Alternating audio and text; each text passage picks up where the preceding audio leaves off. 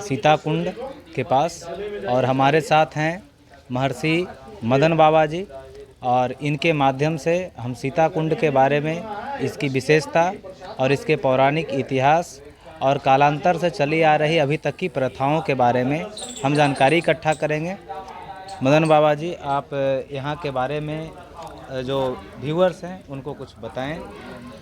जैसे जते गया प्रवेशे च पूर्वतोषी महानदी, यह महानदी के तट है। महानदी के तट पर राम लक्ष्मण सीता पंचवटी नासिक से गया जी में राजा दशरथ जी को वार्षिक श्राद्ध करने आए थे। सीता जी के इसी महानदी के तट पर बैठा करके राम लक्ष्मण दोनों भाई पिंड को सामग्री लाने नदी उस पार बाजार में चले गए। इसी बीच में सीता जी ने स्नान करके दोनों हाथ से बालू के गोली बनाकर खेला खेल रही थी। इस स्थान पर राजा दशरथ जी का हाथ निकला, आकाशवाणी हुआ, बेटी पिंड दान दो। सीता जी ने कहा, पिताजी हमारे पास कुछ नहीं है, हमारे स्वामी दोनों भाई पिंड के सामान लाने नदी उस पार बाजार गए हैं, पिंड का सामग्री आ जाएगा, पिंडदान होगा। जिस पर दशरथ जी का आदेश हुआ, बेटी जो कुछ तेरे पास है तेरा हाथ में दे दो, जिससे मेरी आत्मा की शांति मिले। सीता जी ने दशरथ जी को प्रेत आत्मा को हाथ में बालू का पिंडा दिया। एक पिंडा देकर दशरथ जी को हाथ में, दशरथ जी ने पिंडा ग्रहण किए, उद्धार हो गए। और दूसरा पिंडा अपना सभी पूर्वजों के नाम से रख दिया, तीसरा पिंडा गुरु जी के नाम से दिया। इसके बाद जब सीता जी ने पिंडदान दे दिया, राम लक्ष्मण पुनः दोनों भाई पहुंच गए। सीता जी ने कहा, पिताजी को हमने पिंडदान दे दिया, आप लोग बहुत विलंब किए हैं। जिस पर राम जी ने कहा, इसका कोई साक्षी भी है, कोई गवाही? तो हाँ, इसका 5 साक्षी सामने है। फल्गु जी में बैठकर हम पिंडदान दिए हैं, ब्राह्मण देवता सामने है, गौ महारानी भी है, तुलसी भी है और बट का वृक्ष भी है। ये सब साक्षी हैं।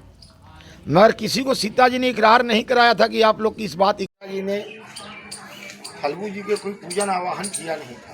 आज के ज़माने में, आज या पहले भी लोग फल्गु जी की पहले पूजा करते थे। ओम फल्गु सरिता श्रेष्ठा सर्व पाप प्रणाशिनी बाले वृद्धं कृतं पापं नर्मदे फल्गु दशं तत्र विष्णु पदं दिव्यं दर्शनात् पापनाशनं हर्षप्रश्नं पूजनं चैव सर्व पाप प्रमुच्यते। ये कुछ हुआ नहीं, जिसके कारण फल्गु जी ने झूठ बोल दिया कि हमें सीता जी को पिंडदान देते नहीं देखा।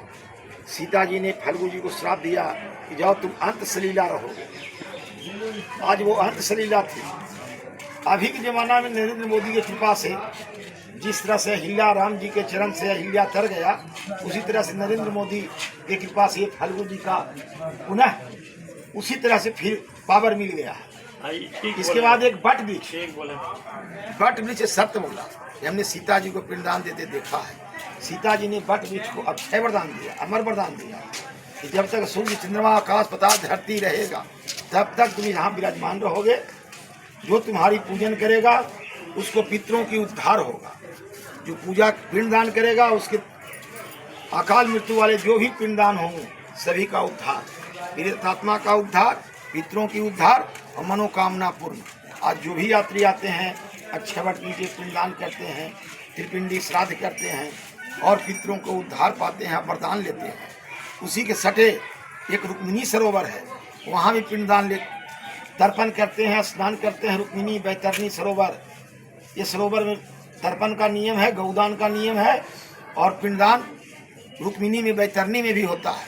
प्लस रुक्मिणी में अपना पुराना वस्त्र छोड़ दीजिए, स्नान करके नया वस्त्र पहन के वहाँ से आप निकल जाइए, सभी कामना पूर्ण होता है उस रुक्मिणी सरोवर। उसी जमाने का ये प्राचीन तीर्थ है। इसके बाद रामचंद्र जी सीता जी ने जो श्राद्ध किया है वो स्थान है। आइए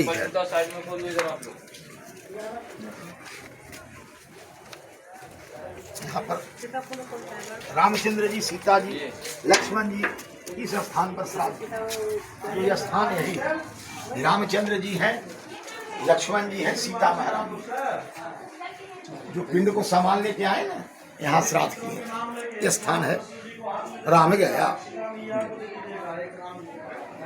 मूल रूप से त्रिपिंडी श्राद्ध के लिए जो है गया विख्यात है। और त्रिपिंडी यानी 3 पिंड, तीन पिंड की विशेषता क्या है इसके बारे में? अकाल मृत्यु के लिए त्रिपिंडी श्राद्ध किया जाता है। उस त्रिपिंडी श्राद्ध का नियम गया कूप वेदी विष्णुपद मंदिर के सटे है, जो पीपल वृक्ष के नीचे कूप है, और त्रिपिंडी श्राद्ध करके उस कूप में पिंड विसर्जन होता है 3 जगह। दूसरा पिंडदान होता है धर्मारण्य कूप, जहाँ पर ही मारीची ऋषि की पत्नी वो शिला थी। वो शिला मारीची ऋषि के आज्ञा के अनुसार उन्होंने उनकी सेवा न करके अपनी ससुर की सेवा में चली गई, और जब ससुर की सेवा करके जब वो आई तो अपने पास अपनी वो शिला को न देख करके मारीची ऋषि ने कहा कि आप इतना देर तक कहाँ थे? तो हम पिताजी की सेवा में गए, तो जाओ तुम धर्मशिला हो जाओ। तो वो धर्मशिला है। तो धर्मशिला का ऐसा वरदान था कि ये शिला जो छुएगा उसको 7 वंश 21 कुल का उद्धार होगा। तो जब भगवान विष्णु ने ये गयासुर नाम का एक गया जी में एक तपस्वी दानव था, जो अति तपस्या किया था, जिसकी तपस्या से गयासुर का शरीर जग करने के लिए भगवान विष्णु ने मांगा कि तुम अपना शरीर दे दो, तेरे शरीर के ऊपर हम जग करेंगे। भगवान विष्णु ने तो समर्पित किया। भगवान विष्णु ने उसके शरीर के ऊपर 33 करोड़ देवताओं को रखकर बुला करके, और वो धर्मशिला को गयासुर के सीना पर रख दी। धर्मशिला जो मारीची ऋषि की पत्नी थी, और उसी शिला पर जग किया। जग की पूर्णाहुति तिथि पर गयासुर का शरीर डगमगाने लगा। भगवान विष्णु ने उसी शिला पर अपना चरण रखा और पूछा कि तुम जो वरदान मांगोगे हम वरदान देंगे। गयासुर ने भगवान विष्णु से 5 वरदान मांगा था। पहला वरदान, मेरा नाम अमर कर दीजिए, इसलिए इस क्षेत्र का नाम गया रखा गया। दूसरा वरदान कि हमको 1 मुंड प्रतिदिन मिलना चाहिए। आज मृतक संस्कार 10, 20, 5, 25 प्रतिदिन इस स्मशान घाट में होता है। तीसरा वरदान, यहाँ हमको 5 पिंड भी होना चाहिए। आज 5 पिंड कहीं न कहीं से संसार से लोग आके 100, 200, 500, 1000 यात्री यहाँ पिंडदान भी करते हैं। चौथा वरदान, अगर किसी को गौ हत्या लग जाए, ये फल्गु जी में स्नान करे, यहाँ आकर के ये शिला को छुए तो उसकी भी उद्धार हो जाए। 5वां वरदान, किसी तरह की कुल कलंक दोष पाप भी लग जाए, ये भगवान का चरण ये शिला छू ले, उसका उद्धार हो जाए। ये गयासुर ने वरदान दिया था। इसी कारण माई सीता राम लक्ष्मण पंचवटी से आए थे गया जी में श्राद्ध करने। गया श्राद्ध करने का यही प्रधान विधान है। तो बहुत ही उत्तम जानकारी इनके द्वारा गयासुर ने जो 5 वरदान मांगा था उसके बारे में। और नदी के ठीक उस दूसरी तरफ अगर आप देखेंगे तो सामने विष्णुपद मंदिर आपको विराजमान नजर आएगा, और इसके दूसरे तट पर अवस्थित है सीता कुंड पे हम लोग अभी खड़े हैं।